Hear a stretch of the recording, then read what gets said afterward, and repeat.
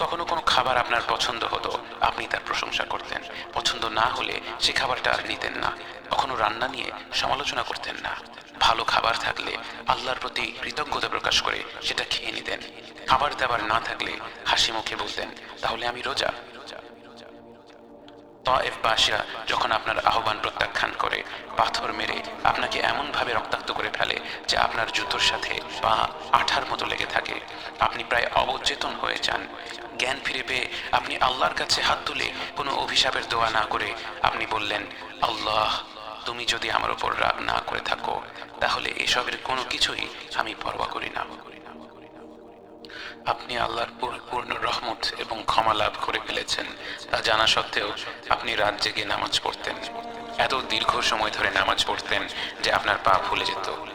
মা আয়েশা রাদিয়াল্লাহু আনহা যখন জিজ্ঞেস করলেন, আপনি কেন এত কষ্ট করেন যখন আপনার এমন কোনো ভুল ত্রুটি নেই যে আল্লাহ ক্ষমা করেননি? আপনি বললেন, আফালা আকুনা আবদান শাকুরা, আমি কি কৃতজ্ঞ বান্দা হব না? আপনাকে কি করে ভালো না বাসি ইয়া রাসূলুল্লাহ? যখন আপনি আমাকে ভালোবেসেছেন সেই 1400 বছর আগে, যখন আপনি আমাকে মিস করতেন, আশা করতেন যেন আমার সাথে দেখা করতে পারেন, অথচ তখনও আমি জন্মই হইনি। সেদিন সাহাবীরা আপনার চোখে পানি দেখে বলল, ইয়া রাসূলুল্লাহ, আপনি কাঁদছেন কেন? আপনি বললেন, আমার ভাইদের খুব দেখতে ইচ্ছে করছে। সাহাবীরা বললেন, আমরা কি আপনার ভাই নই ইয়া রাসূলুল্লাহ? আপনি বললেন, না, তোমরা আমার সাহাবী। আমার ভাই হলো তারা যারা আমার পরে আসবে এবং আমাকে কখনো না দেখেও তারা আমাকে বিশ্বাস করবে। মৃত্যু শয্যায় শুয়ে আপনার অন্তরে এই চিন্তা ছিল যে আমাদের পরিণতি কি হবে। উম্মতি উম্মতি বলতে বলতে আপনি আপনার রবের নিকট ফিরে গিয়েছেন।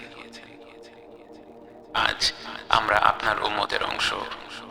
বিশ্বজুড়ে আপাত দৃষ্টিতে আমরা হচ্ছি সবচেয়ে অপদস্থ, নিরুপায়, পরাজিত, লাঞ্ছিত, অথচ বাস্তবে আপনার উম্মতের অংশ হওয়া যে গোটা বিশ্বের সব সম্পদ পাওয়ার চেয়েও মূল্যবান ব্যাপার।